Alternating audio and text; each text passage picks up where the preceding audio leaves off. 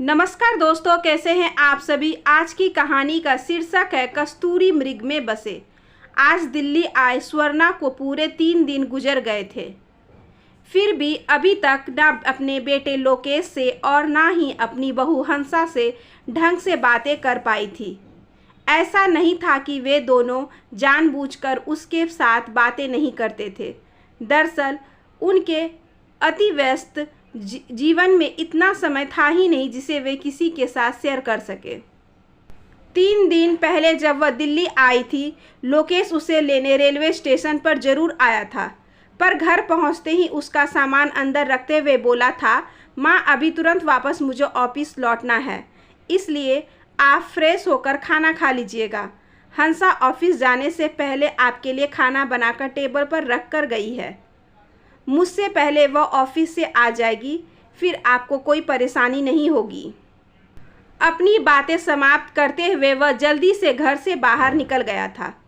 एक लंबे समय तक सोच विचार करने के बाद कितने उत्साह से वह बेटा बहू के घर गृहस्थी देखने का चाव लिए यहाँ आई थी, और यहाँ आते ही इस अवांछित अकेलेपन का सामना करना पड़ रहा था। उस दिन तो बहू शाम 7 बजे तक वापस आ गई थी और लोकेश के आते आते रात के 9 बज गए थे, लेकिन 3-4 दिनों में ही उसका दिल बुझ सा गया था।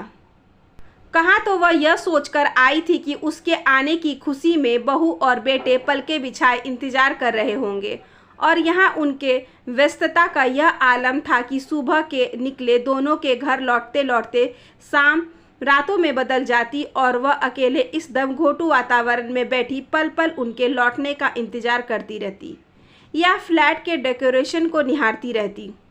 अपना फ्लैट दोनों ने काफ़ी अच्छे ढंग से सजाया और संवारा था। शायद इन्होंने किसी इंटीरियर डेकोरेटर की मदद ली थी, क्योंकि रंगों का संयोजन, फर्नीचर की बनावट और लहराते पर्दे सभी फिल्मी अंदाज में नज़र आते थे। भौतिक सुख के किसी भी साधन की कमी नहीं थी, बस इन्हें जुटाने वाले के पास समय ही नहीं था इनका उपयोग करने के लिए। स्वर्णा के मना करने पर भी रात का खाना हंसा अक्सर ही पैक करवा कर ले आती थी। सुबह में हंसा सबसे पहले उठकर काम में लग जाती। 3-4 दिन बाद ही ज़बरदस्ती स्वर्णा ने रसोई की कमान थाम ली थी। रसोई के कामों के बाद भी उसके पास बहुत समय बच जाता। घर में कोई छोटा बच्चा भी नहीं था जो उसका मन लगा रहता। उन दोनों के जाने के बाद स्वर्णा अक्सर यही सोचती रहती, यह दोनों के काम करने की कौन सी शैली है जिसमें न मन को शांति मिलती थी न ही देह को आराम। वीकेंड पर पहली बार स्वर्णा को उन दोनों के ढंग से बात करने का मौका मिला, जब बेटा बहू दोनों ही घर में मौजूद थे। पूरे दिन छोटे छोटे काम निपटाते तीनों आपस में बातें करते रहे। मौका देख उस शाश्वत सवाल को उन्होंने पूछ ही लिया जो कई दिनों से उनके मन पर दस्तक दे रहा था। तुम दोनों की शादी को पूरे 5 वर्ष हो गए, लेकिन अभी तक तुम दोनों के 2 से 3 होने के आसार नज़र नहीं आ रहे हैं। लोकेश ने कहा, अभी तो माँ आपको 5 वर्ष और इंतज़ार करने पड़ेंगे, क्योंकि तत्काल बच्चे की जिम्मेदारियाँ संभालने के लिए ना मेरे पास समय है ना ही हंसा के पास। अभी तो जो फ्लैट और कार हमने लिए हैं उसी की किस्तें भरने में हमारे आय का एक बड़ा हिस्सा निकल जाता है। जहाँ तक मैं समझती हूँ तुम दोनों की ही आय 6 अंकों में होगी। हाँ माँ, सो तो है, लेकिन जो फ्लैट हमने लिए हैं वे काफ़ी महंगे हैं। हम दोनों चाहते हैं कि हमारे पास सब कुछ अच्छा हो जाए, फिर परिवार बढ़ाने के लिए सोचेंगे। स्वर्णा की समझ में नहीं आ रहा था कि उन दोनों को कैसे समझाए कि अच्छा से अच्छा पाने की संतुष्टि कभी पूर्ण नहीं होती, तो क्या अच्छा से अच्छा हासिल करने की धुन में इन दोनों की ज़िंदगी के सबसे सुनहरे पल यूं ही निकल जाएंगे। जिस सुख और समृद्धि को पाकर ये दोनों ऐश करना चाहते हैं और जिसे पाने के लिए ये दोनों बस काम और काम किए जा रहे हैं, और जल्द से जल्द बहुत कुछ पाने की आस में ज़िंदगी के सबसे अच्छे दिनों को पैसा कमाने की होड़ में झोंक रहे हैं, क्या पैसों से उसे वापस पा सकेंगे? इस उम्र में दिल में जो जोश उमंगे और आवेग होती हैं, क्या जीवन के अगले किसी पड़ाव में उस जोश उमंग और आवेग को ये दोबारा पा सकेंगे? शायद कभी नहीं। फिर इन्हें इतना पैसा क्यों चाहिए कि इंसान मशीन बन जाए? अभी तक बहू और बेटा के 6 अंकों में मिलने वाला तनख्वाह का ढिंढोरा पीटती वह अपने आप को गौरवान्वित महसूस करती थी। आज उसका खोखलापन उसे परेशान कर रहा था। इंजीनियरिंग की पढ़ाई पूरी करने के बाद लोकेश ने अपने से 1 साल जूनियर एक विजातीय लड़की हंसा से शादी करने की इच्छा जाहिर की थी। उसने बेटे की खुशी में ही अपनी खुशी मानकर बिना किसी हिचकिचाहट के दोनों की शादी धूमधाम से करवा दी थी। हंसा पूरी तरह उसके कल्पना के अनुरूप मृदभाषी, सुंदर, हंसमुख और बड़ों का सम्मान करने वाली थी। मात्र 4-5 दिनों में ही उसने अपने व्यवहार से घर के सभी सदस्यों का मन जीत लिया था। इतनी अच्छी बहू पाकर स्वर्णा गदगद थी। वह चाहती थी कि उसकी बहू भी बेटे की तरह जॉब करे, इसलिए नहीं कि वह अर्थ उपार्जन करेगी, बल्कि इसलिए कि उसके अनुसार स्त्री की रचना सिर्फ सेवा, श्रम और सेक्स के लिए नहीं हुई है। बराबरी की नौकरी उसके व्यक्तित्व को एक नया आयाम देगी। जो मान सम्मान और बराबरी का दर्जा स्वर्णा नहीं पा सकी, वह चाहती थी कि वो सब उसकी बहू को मिले। यही सोचकर उसने अपनी तीक्ष्ण बुद्धि वाली बहू की पढ़ाई पूरी करने में काफ़ी मदद की और नौकरी करने के लिए भी उत्साहित किया, ताकि वह अपनी तकदीर खुद लिख सके, कभी पति की मोहताज न रहे। आज उसी का परिणाम था जो बहू भी बेटे के साथ कंधे से कंधा मिलाकर काम कर रही थी। लेकिन उसने यह कहाँ चाहा था कि पैसों के पीछे भागती वह यूं पैसा कमाने की मशीन मात्र रह जाए। इस महानगर ने ऐसा क्या जादू कर डाला था कि ये दोनों ही अपना सारा सुख चैन गंवाकर पैसा कमाने की होड़ में शामिल हो गए थे। तभी लोकेश की आवाज़ ने उसे चौंका दिया। माँ, जल्दी तैयार हो जाइए, हम लोग कहीं घूमने चलते हैं, खाना भी बाहर ही खा लेंगे। तीनों यहाँ वहाँ घूमते, खरीदारी करते जब काफ़ी थक गए तो एक होटल में खाना खाने बैठे। अभी वो खाना शुरू ही किए थे कि लोकेश के ऑफिस से फ़ोन आ गया और उसे बीच में ही खाना छोड़कर जाना पड़ा। स्वर्णा की सारी खुशियाँ तिरोहित हो गई। फिर खाने में दिल ही नहीं लगा। किसी तरह खाना समाप्त कर दोनों सास बहू घर लौट आईं। एक दिन स्वर्णा सब्जी लेकर घर लौट रही थी कि तेजी से आती एक मोटरसाइकिल, जिसे 20 से 25 वर्ष का एक लड़का चला रहा था, सड़क के किनारे से जा टकराया। उस लड़के को काफ़ी चोट आई थी। उसके सिर से काफ़ी खून निकल रहा था। आसपास से गुजरती गाड़ियां और लोग उसके बगल से तेजी से गुजर रहे थे, पर कोई उसकी मदद के लिए आगे नहीं आ रहा था। स्वर्णा के समझ में नहीं आ रहा था कि इतने विकसित शहर के लोग इतने हृदयहीन कैसे हो सकते हैं। उससे दर्द से छटपटाते उस युवक का दर्द देखा नहीं गया। एक ऑटो रिक्शा रोककर उसे पास के एक अस्पताल में ले गई। अर्ध बेहोशी की अवस्था में पड़े उस युवक से किसी तरह फ़ोन नंबर लेकर उसने उसके घर वालों को सूचित किया। उचित समय पर डॉक्टरी सहायता मिलने से उस युवक की जान बच गई। उसके घर वाले के आने के बाद ही वह अपने घर लौट आई। जब तक वह घर पहुंची, बेटा बहू दोनों ही घर लौट आए थे और उसे घर में न पाकर काफ़ी परेशान थे, क्योंकि स्वर्णा का फ़ोन भी घर पर ही था। जब स्वर्णा ने उन्हें सारी बात बताई तो खुश होने के बदले लोकेश नाराज हो उठा। माँ, आप ऐसे पचड़े में क्यों पड़ती हैं? वहाँ से इतने लोग गुजर रहे थे, किसी को फिक्र नहीं हुई। तो फिर आपको क्या पड़ी थी इस उम्र में इतनी भागदौड़ करने की? ज़्यादा से ज़्यादा पुलिस को सूचित कर देती। स्वर्णा ठगी सी खरी बेटे की बातें सुन रही थी। सुख, समृद्धि और वैभव की तलाश में भागती ये आधुनिक पीढ़ी क्या इतनी संवेदन शून्य हो गई है कि दूसरे के दुख दर्द इनकी आत्मा को छू ही नहीं पाते? आसपास की घटनाओं से बेखबर हर परिस्थिति में इनकी नज़रें सिर्फ अपनी जीत पर टिकी रहती हैं। ये भूल गए हैं कि समाज हो या परिवार, संवेदनहीनता आदमी को मशीन में बदल कर रख देती हैं।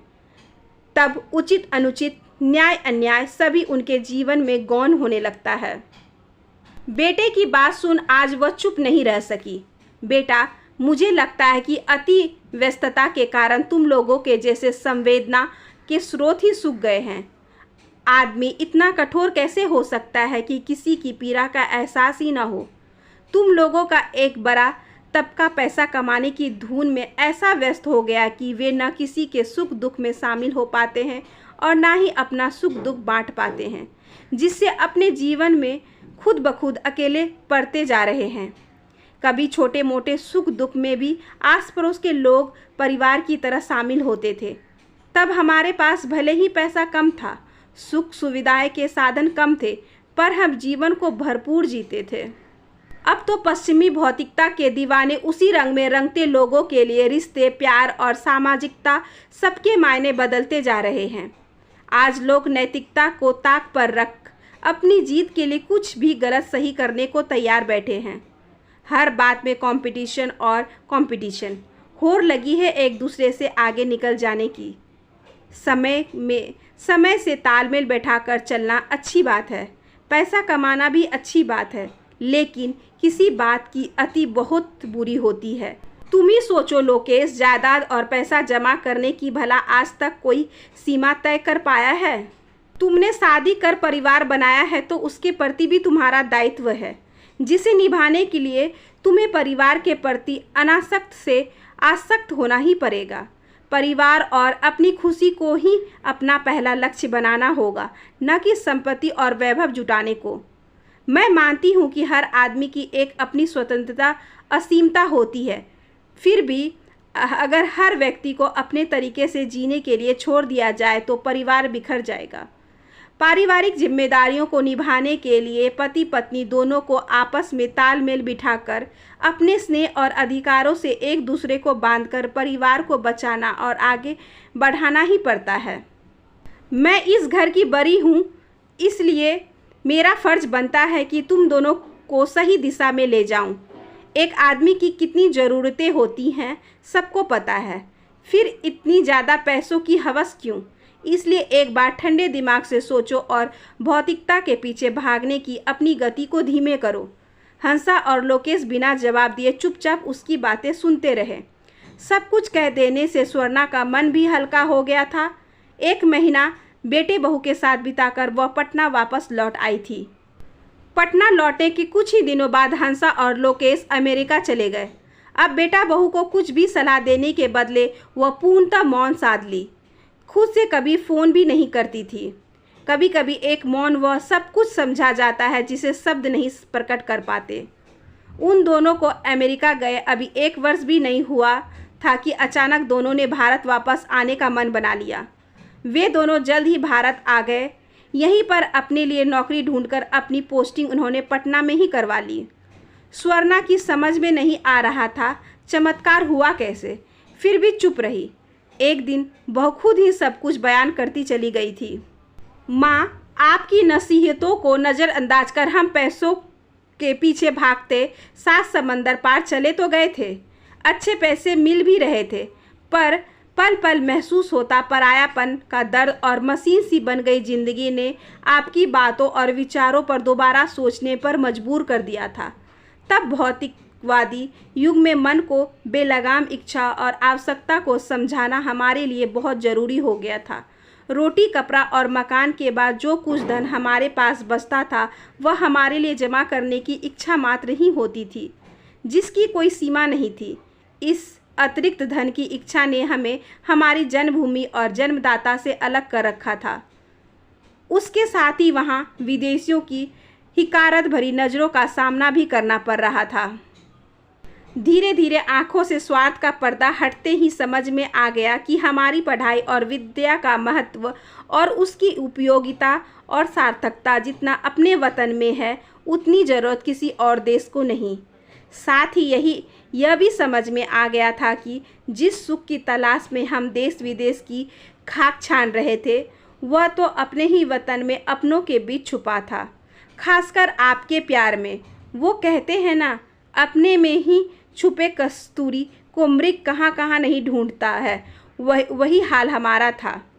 यह बात समझ में आते ही हमने यहाँ लौट आने का फैसला कर लिया और यहाँ आकर ऐसा लगा मानो हमारी खुशियाँ वापस लौट आई हैं। कितने दिनों बाद आप भी पहले की तरह खुश दिखी। इस बीच आप भी काफ़ी मायूस और उदास रहने लगी थी। आज आपके मन में शेष बची उदासियों को भी यह कहकर दूर किए देती हूँ कि आप दादी बनने वाली हैं।